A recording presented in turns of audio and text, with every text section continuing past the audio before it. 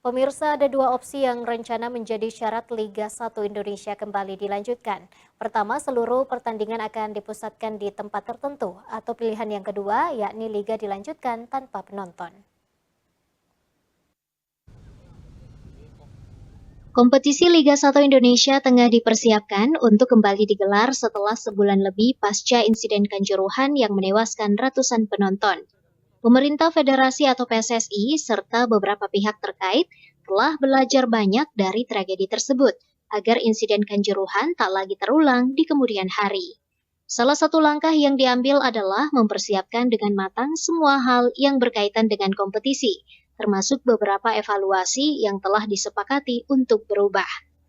Ada dua opsi yang rencananya menjadi syarat Liga 1 Indonesia kembali dilanjutkan, yakni dengan sistem sentralisasi dengan artian kompetisi diputar di venue netral atau pilihan. Yang kedua, Liga dilanjutkan tanpa penonton. Meski demikian, beberapa pihak termasuk sejumlah klub telah menolak rencana tersebut karena dianggap merugikan. Namun kepastian apakah opsi itu akan dipakai atau tidak masih menunggu waktu. Wahyu Saputra, Selebes TV.